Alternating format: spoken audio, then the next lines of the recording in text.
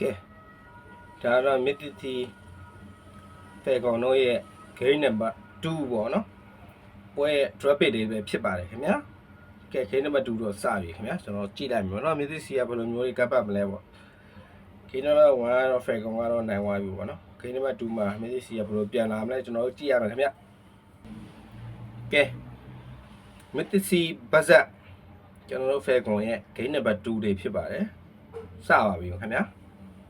ကျွန်တော်တို့မစ်စီကတော့တပွဲရှုံးထားတယ်ပေါ့နော်ဒီ game number 2မှာရောဘယ်လိုမျိုးပြန်လာမလဲဆိုတော့ကျွန်တော်တို့ကြည့်ရမယ်ပေါ့နော်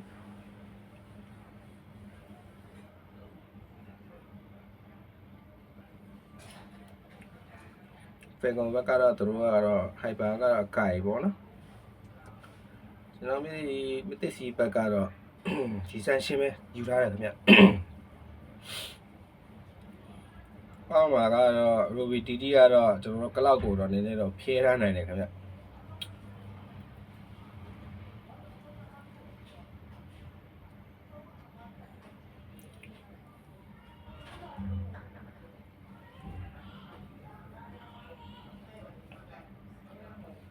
အဲ့ဒီကတော့ပွဲကြည့်ပွဲကောင်းလေးဒုတိယပွဲပေါ့နော်ဒုတိယပွဲမှာမစ်စီကဘယ်လိုမျိုးခံပတ်ပြမလဲကျွန်တော်တို့ကတော့စောင့်ကြည့်ရမယ်ခင်ဗျ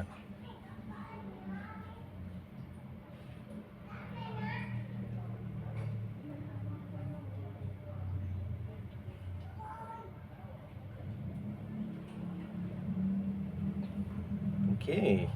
မထိသွားအောင်နော်ဘယ်ရှောင်းရဲ့ရှောင်းလင်းရှင်း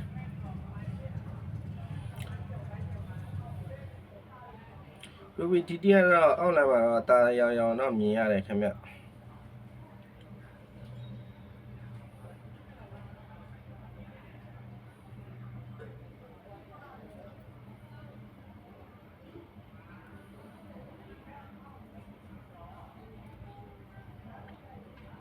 Ruby TT ကတော့လည်းတာနေတယ်ကျွန်တော်မြင်တော့တာတယ်ခင်ဗျနော်ကျွန်တော်ဒီ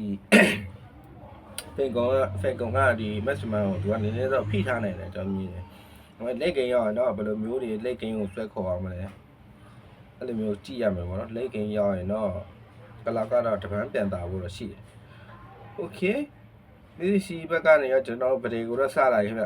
။ကဲဘယ်လိုမျိုးဝင်မလဲ။အိုးဖေကွန်ဘက်ကပဲကျွန်တော်တို့ဒီပထမအဆုံးလက်ကိုရပါတယ်မစ်စီကတော့သူကတော့သွားမလူမစ်စီဘက်ကဟိုက်ပါကတော့မလူခင်ဗျသူကတော့ပတ်ပဲစားနေတယ်โอเคရိုဘီဒီကန်ခံလိုက်ရတယ်โอเคချောင်းအိုးချောင်းမပြတ်သွားဘူးကွာအော်ဒီဘက်မှာဟိုဘက်ကတော်တော်တာနေတယ်တာနေတယ်တော့မဟုတ်ဘူးဒါပေမဲ့အိုးနောက်နှစ်ချက်လောက်ထင်ရင်တော့ပျောက်တယ်နော်အကိုင်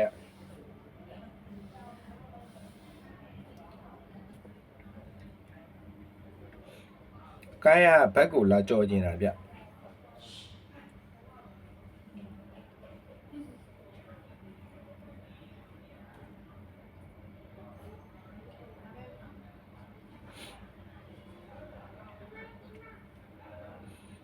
โอเคไก่เปรี้ยวมาล่ะไก่เปรี้ยวသွားပြီโอเคစင်ပြေတယ်ဗျဒါပေမဲ့လည်းပြန်ဆုပ်အဆင်မပြေဘူးနော်အိုးပျောက်သွားပြီနှစ်ကောင်โอเค2%ပေါ့နော်ဒီစီဘက်ကတော့တကောင်ပြတ်ပါပေးလိုက်ရတယ်โอเคအော်မှာလေကလောက်နဲ့ကျွန်တော် Ruby TT နဲ့ပေါ့နော် Ruby TT ကတော့သူကတော့ပြန်ပြီးတော့ရှင်ထိန်းနေတယ်ဒါပေမဲ့ဟိုမှာဆင်းလာပြီအပေါ်ကဆင်းလာပြီ၃កောင်တော့ဆင်းလာပြီ Ruby TT နေနဲ့ပြေးမရတာပဲအဆင်မပြေဘူး Okay flicker နဲ့3ချောင်းလာတယ်မရောက်ခမပြတ်တယ်ခမဟိုဘက်3កောင်တော့ဆင်းလာဆိုတော့အဆင်မပြေဘူးနော်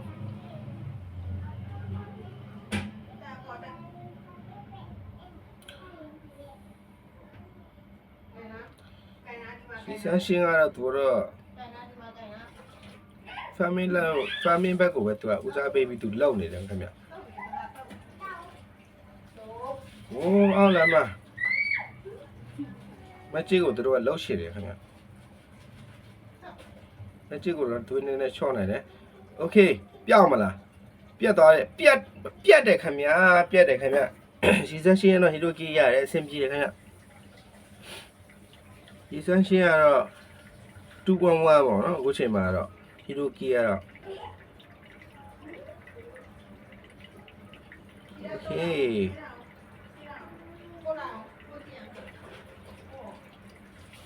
Okay အစမဝေးတာကတော့ကျွန်တော်တို့အကိုင်းကိုလိုက်လေးနှောင်းနေတယ်ခင်ဗျ Okay ဟိုဘက်ကတော့ကျွန်တော်တို့တက်ကိုပြန်ယူသွားတယ်ဗောနော်ခိုင်းရတော့ဒီလေးပေါက်ပြီးတော့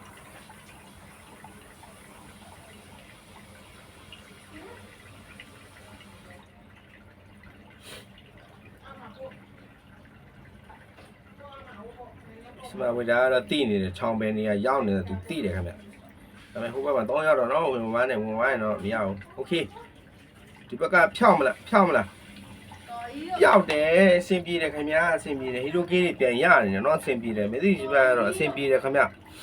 ကျွန်တော်ဟီရိုကေးပြန်ရနေတဲ့အတွက်ပေါ့နော်ဟိုအောက်လက်မှဆင်းလာပြီ 3v1 ရိုဘီဒီဒီဘလို့ရှောင်ပြသွားမယ်ဖရေကာရှိသေးလားโอ้ဖရေကာမရသေးဘူးဗျာ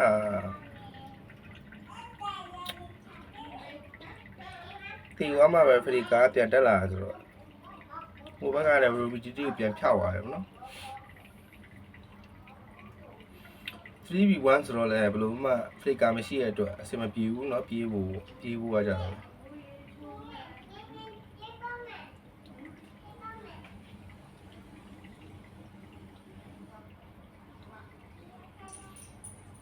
โอเคတတိယလေးထွက်ဖို့ကစက္ကန့်25စက္ကန့်ကြာသေးတယ်ပေါ့เนาะ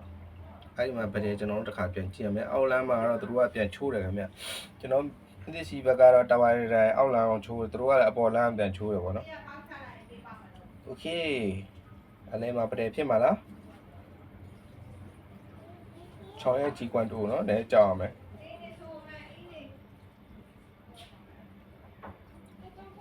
ကဲလိတ်တော့ထွက်လာပြီတတိယမြောက်လိတ်ပေါ့နော်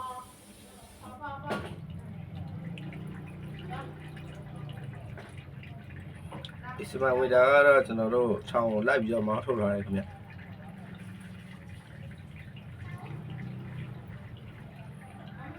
โอเคပျောက်တယ်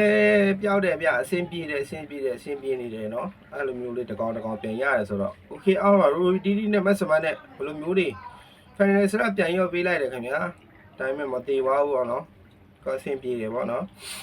ကိုဘတ်ဟီရိုဂေးမပေးရအောင်ဒါပေမဲ့ကိုဘတ်ဟီရိုဂေးတကောင်ရတယ်ဆိုတော့အဆင်ပြေပေါ့နော်6ရဲ့ဂျီကွမ်တိုတော့ဟိုက်ပါအနေနဲ့ကြောက်ရမယ်ဟိုအောက်လမ်းပါဘယ်လိုရသွားရလဲကျွန်တော်ကြည့်တော့မကြည့်လိုက်ရအောင်ခင်ဗျလက်ကတော့ဘယ်သူရသွားတာမသိလိုက်ကဲဖလီကာတွေဟိုဘက်တရားတော့ဖလီကာတွေလွတ်ထောက်နေသူတို့ကနံပါတ်1 game မှာပေါ့နော်နိုင်ထားတဲ့အတွက်သူကလေတိုက်နေတယ်ခင်ဗျကျွန်တော်မြန်မာတရားဘယ်လိုမျိုးပြန်ဖြည့်ရှင်းမလဲပေါ့နော်အောက်မှာလဲအစမဝေတာတော့အောက်ကိုဆင်းသွားတယ်ခင်ဗျဒါမဲ့ချောင်းမလိုက်သွားတဲ့အတွက်အဆင်ပြေတယ်ဗောနော်စပါဝဒါโอเคတာဝါလေးရလိုက်မလားတာဝါလေးကိုရလိုက်မလားโอเคဖန်ကြံပြီးတော့ပတ်သွားတယ်မသိစီတင်ကတော့နည်းနည်းလေးတာဝါလေးကိုနှဲ့ပြီးတော့ဗောနော်စပါဝဒါကတော့ချောင်းလိုက်ကြည့်နေခင်ဗျချောင်းကအဲ့လိုမျိုးလိုက်ကြည့်ပေးထားမှလည်းအဆင်ပြေမှာပေါ့နော်မဟုတ်ရင်တော့ဒီဆန်းရှင်းကတော့နည်းနည်းအနေများတယ်ဗျโอเคတာဝါလေးရမလားပေါ့တကောင်ပါသွားပြီโอเคပျောက်တယ်ခင်ဗျာ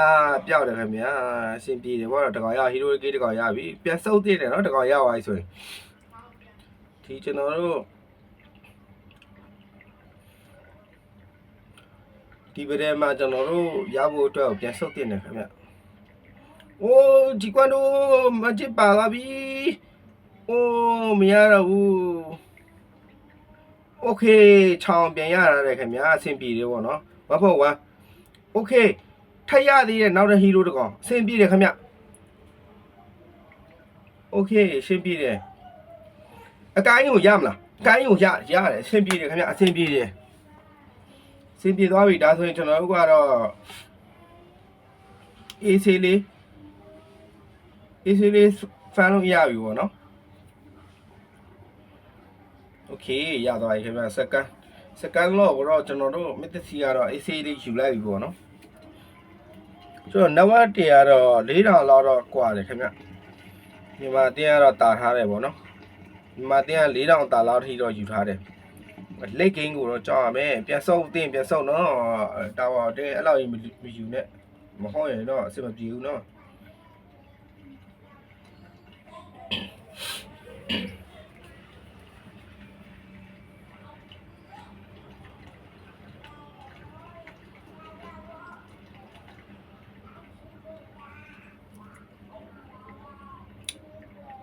လေတာဝါယူမယ်ရတယ်โอเคခံရအေးဆေးလေးပဲပြေးသွားလိုက်တယ်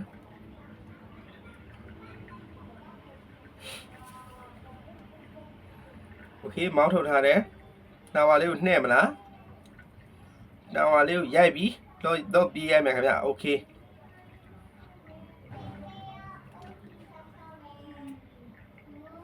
အဲ့စလပ်ပေးမလို့မပေးဘူးเนาะစင်မပြေဘူးဆိုတော့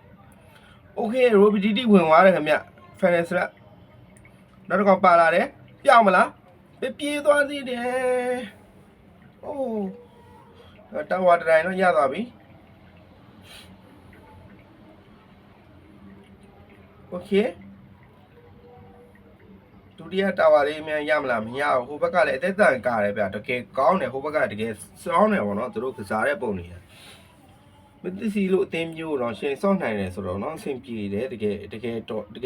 လဲကောင်းတဲ့တင်းပေါ့နော်ဒီလောက်ထိန်းနိုင်တယ်ဆိုတော့โอเคချောင်းကြီးကွမ်တို့ညီဝိုင်းတော့မလွယ်ဘူးနော်ရေစမ်းရှင်း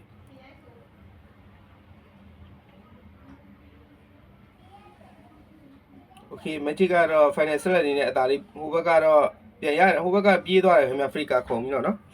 ချောင်းကြီးကွမ်တို့ကြီးပေးလိုက်ပြီโอเคအကိုင်းအောင်ရပြီโอเคအဆင်ပြေတယ်ခင်ဗျโอเคရိုဘီတီတီကတော့ဒီဘက်ကပြန်ထွက်လာနိုင်တယ်အဆင်ပြေတယ်ဟီရိုကီတကောင်ရဆိုတော့ကိုဘကတော့တာတယ်ဗျအဆင်ပြေတယ်ခင်ဗျဒီရှိရဒီချိန်မှာတော့ game 2မှာတော့အဆင်ပြေနေတယ်အဆင်ပြေနေတုံးပဲပေါ့နော်ဝဖိုင်စလာပါလာပြီပျောက်တာဗောအဲ့ဒါကြီးကဘယ်လိုပြောဖော့တော်လို့ဖြစ်နေသလားဆွဲတိုင်းပြက်နေတဲ့ကကြတော့အဆင်ပြေတယ်ဗျသလားโอเคစိတ်မလောနဲ့မသိစီစိတ်မလောနဲ့ဂိမ်း2မှာစိတ်လောလို့မရဘူးเนาะအမှားတစ်ခွက်ပေးလိုက်လို့ဆိုရင်ဟိုဘက်ကိုပေးလိုက်ရမယ်เนาะကိုယ့်ဘက်ကတာနေဆိုပြီးတော့သွားပြီးတော့အရန်လို့မရဘူးဗျဟိုဘက်တည်းရလဲပါရီပါရှက်တယ်မဟုတ်ဘူးကဲဒုတိယလောက်မှာတော့ဘယ်လိုမျိုးဖြစ်မလဲကျွန်တော်ကြည့်ရမလားအကုန်လုံးကတော့ပြန်ထွက်လာပြီဟိုဘက်တင်ဒီဘက်တင်ပြန်ထွက်လာပြီပေါ့နော်အကုန်လုံးကတော့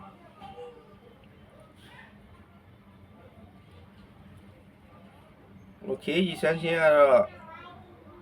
အိုးချောင်းကြီးပါလာပြီပျောက်တယ်ခင်ဗျာရီစမ်းရှင်းရသွားပြီဆင်းပြေးတယ်ဟေးချောင်းမရှိတော့ဟိုဘက်တင်ချောင်းမရှိတော့ဘူးโอเคအကိုင်းကိုတော့လိုက်နေတယ်โอเคနောက်တစ်ခေါက်ရမလားဘလို့ဖြစ်ကုန်ပြီလဲဟိုဘက်ကတာနေတယ်နော်โอ้ပြန်ရသေးတယ်ဟိုရီဆန်းရှင်းတော့ပါသွားပြီအစ္စမာဝေဒါကတော့လိုက်သွားပြီဟိုဘက်မက်ချစ်ဘက်ကိုလိုက်သွားတယ်ရအောင်လိုက်အကောင်လိုက်တာတေးပြီတာပဲရသွားပြီခင်ဗျာဟိုဘက်က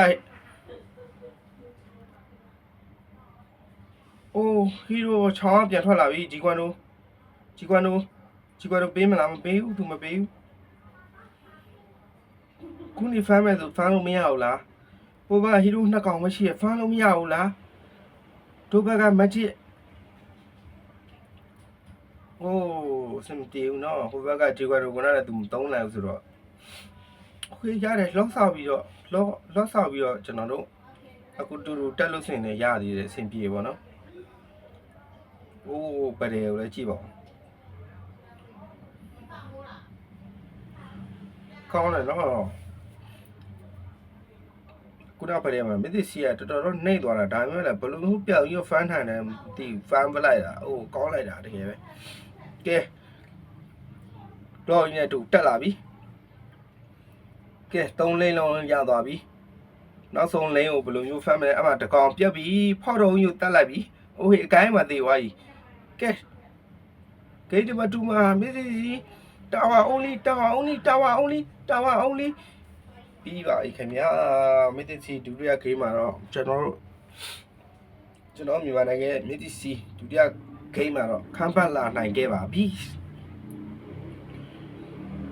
ရှမ်းမိုက်ပါတယ်တကယ်ကောင်းပါတယ်မစ်တီစီအမှားကိန်းလေးနဲ့ဆော့သွားတာဗောနော်တကယ်ကောင်းပါတယ်